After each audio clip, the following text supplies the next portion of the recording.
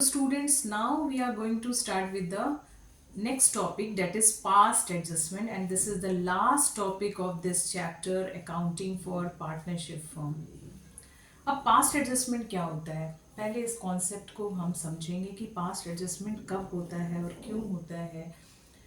देखो, जब accounts closed हो जाता है at the end of the financial year, when all the financial statements are prepared and the books of accounts are closed, balance sheet is already signed, और उसके बाद then we discovered that कुछ ना कुछ error हुआ है, कुछ omission हुआ है, या फिर कुछ रॉन्गली पोस्टेड हो चुका है किसी अकाउंट में।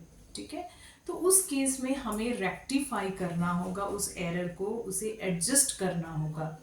तो अब at the end of the year जब बुक्स क्लोज हो चुके हैं और तब जाके हम एडजस्टमेंट तो नहीं कर पाएंगे, या फिर उस साइंड बैलेंस शीट को चेंज नहीं कर सकते, तो at the beginning of the next year हम लोग उस एडजस्टमेंट को करेंगे, उस एरर को रेक्टिफाई करेंगे। और एरर कैसा होगा, या तो ओमिशन हुआ होगा या तो फिर रॉन्ग पोस्टिंग हुई होगी। जैसे इंटरेस्ट ऑन कैपिटल देना था और ओमिटेड हो गया, नहीं दिया। सैलरी कमीशन देना था, नहीं दिया, और directly profit and loss ratio में हमने बांट दिया, राइट। या फिर कुछ हमने रॉन्गली पोस्ट कर दिया, अमाउंट कुछ देना था और दिया कुछ और, राइट। तो इस तरीके का कोई कोई भी टाइप का एरर या ओमिशन होता है, तो उसे हमें एडजस्ट करना होता है नेक्स्ट ईयर में।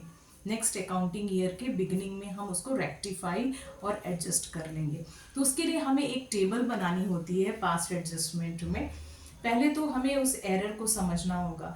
हाँ, एक और केस हो सकता है कि सपोज करो प्रॉफिट शेयरिंग रेशियो चेंज हुआ है पास्ट डेट्स में, और हम अभी तक उसको एडजस्ट नहीं किए हैं, हम पुराने ही रेशियो के को फॉलो करके डिस्ट्रीब्यूशन ऑफ प्रॉफिट या सारी चीज़ों को हमने कर लिया, तो उस केस में भी हमें पास्ट एडजस्टमेंट की जरूरत पड़ेगी, राइट। तो इसके लिए हम एक स्टेटमेंट बनाते हैं, that is called statement showing past adjustment. And I will show you the format here children, कि ये वाला ऐसे फॉर्मेट आप बनाएंगे, स्टेटमेंट शोइंग पास्ट एडजस्टमेंट। एक पर्टिकुलर्स का कॉलम होगा, suppose there are two partners A and B, तो ए एंड बी का कॉलम बनाएंगे और एक टोटल का कॉलम बनाएंगे, राइट। और इस तरीके से पर्टिकुलर्स में हम लोग लिखेंगे कि अमाउंट शुड बी, मतलब कि ये होना चाहिए था, ठीक है, करेक्टली हमारा ये होना चाहिए था, ए को इतना मिलना चाहिए था, बी को इतना मिलना चाहिए था, और ये टोटल अमाउंट इस तरीके से इनके बीच में अपोर्शन होना चाहिए था, राइट। लेकिन रॉन्गली अमाउंट, रॉन्गली या ऑलरेडी जो हमने पोस्ट किया है, उसको हम क्या करेंगे, यहाँ से डिडक्ट कर लेंगे, ठीक है ना। ये हमने गलती से किया था तो उसको हम लोग डिडक्ट कर लेंगे, राइट। और जो डिफरेंस आएगा, तो सपोज करो कि ए को मिलना चाहिए था जो भी अमाउंट 10,000 सपोज करो मिलना चाहिए था, लेकिन उसको 5,000 ही मिला है, ठीक है। तो कितने का डिफरेंस है, 5,000 उसको कम दिया गया है।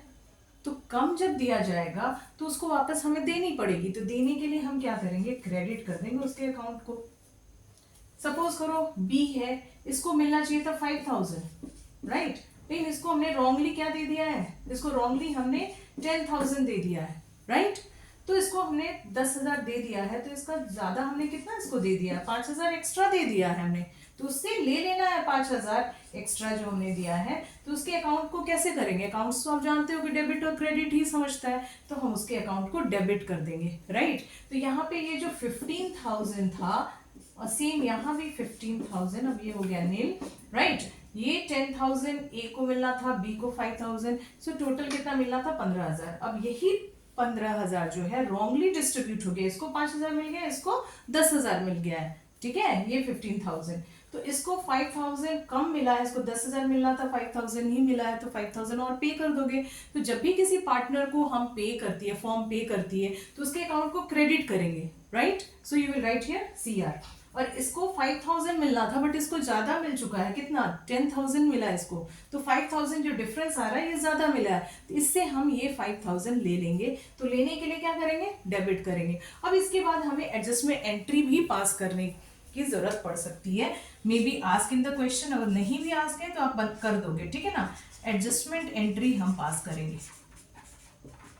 एडजस्टमेंट एंट्री, अब इसी क्वेश्चन के अकॉर्डिंग जो मैंने एग्जांपल लिया, इसके अकॉर्डिंग हमारा एडजस्टमेंट एंट्री क्या होगा, इसको डेबिट करनी है, तो बीज capital account will be debited, B's capital account will be debited and A को क्या करना है, क्रेडिट करना है. So to A's capital account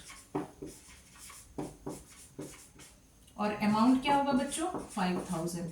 5000 एक पार्टनर का अकाउंट, कहीं और से पैसा हमने नहीं लाया, हमने उसी पैसे को एडजस्ट किया, इससे लिया और इसको दे दिया. तो जिससे लिया उसका अकाउंट क्या हो गया, बी का डेबिट हो गया, और ए को मिला है तो ए का अकाउंट क्या हो गया, क्रेडिट हो गया. सो ये एक इम्पॉर्टेंट टॉपिक है पास्ट एडजस्टमेंट, और इससे बच्चों क्वेश्चन एग्जाम में जरूर आता है. And hence we have completed all the introduction part related with your first chapter accounting for partnership. और ये जो टॉपिक है ये बहुत ही इंपॉर्टेंट टॉपिक है पास्ट एडजस्टमेंट का, इससे क्वेश्चन ज़रूर आएगा. मैं दूसरी बार कह रही हूँ ये बात, तो आप इसको ध्यान से देखेंगे. अब नेक्स्ट हम लोग स्टार्ट करेंगे न्यूमेरिकल क्वेश्चन से.